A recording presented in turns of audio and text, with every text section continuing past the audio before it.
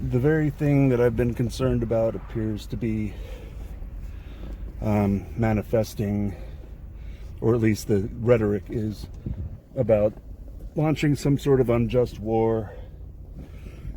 The United States is blaming Iran for planning to attack the United States in Iraq.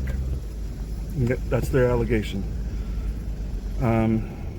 So Iran denies that, and if I had to choose between who's more honest and who has a more of an agenda, I would have to go with Iran. They've been more honest all along. Who knows what's true, but they're trying to bang the drums of war. They pulled troops out of three total military bases in Iraq and consolidated them in another one or two bases.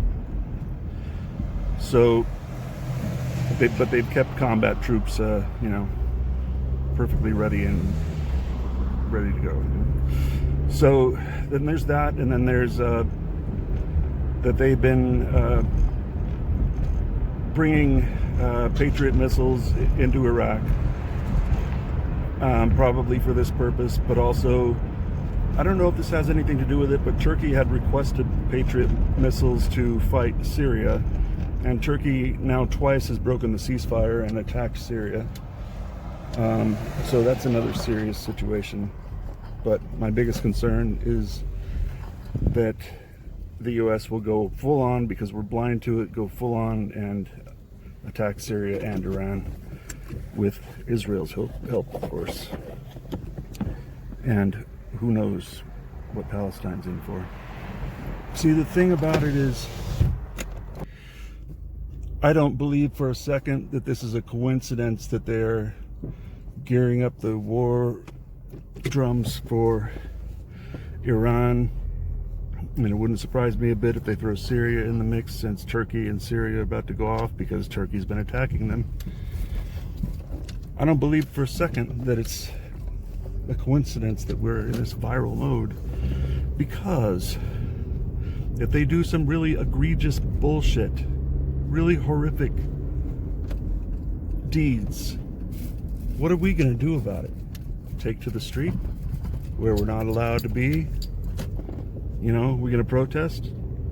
Can anybody protest in the entire country? Isn't this a bit convenient to not be able to protest? You know, I know that this virus is not a scam, but consider something. This virus is, I don't know, roughly 4 times worse than the flu, maybe worse. It's not good. A lockdown to let it pass and let the hospitals recover, it's a good idea, you know. Don't want them overwhelmed, that sucks. They're already overwhelmed. But at some point, if we're not able to go back to work, how much harm does that do in the bigger picture? What does that do? Not just for the country, but the entire world who's not able to go back to work right now. If they continue not going back to work, which is kind of the case already, another month or two, I already don't think that the economy is going to be able to recover from this. Another month or two, no chance. Already, I don't think that there's much of a chance. But in a month or two, nope. We're already crashing like 1929. This is uncharted territory. So, how many people died in 1929 from the effects of poverty? From hunger? How many people died? How many people die from just the side effects of malnutrition? How many people die when you're closed into your house? How many people die from lack of exercise for months? How many people die from loneliness? How many people are going to get beat to death by their spouses? And it goes on and on. How many people are going to commit suicide being locked in their homes for months? Do you really think that 100,000, 200,000 people is how many people would die from all of that happening? No, the price would be much higher. So then what would be the point of this lockdown if it killed more people than it saved? And another thing. 2 days ago, I went to the grocery store. And people kept their distance. Everything was fine.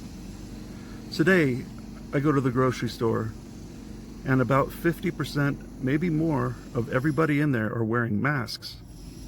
When day before yesterday, not a single person in the grocery store was wearing a mask. So I guess we're being good citizens and doing what the news tells us to do. But the news told us that masks aren't going to help us up until, I guess, in the last day. Suddenly, what, now they help and they didn't help in the first place? Okay, news, you're caught. You're full of shit.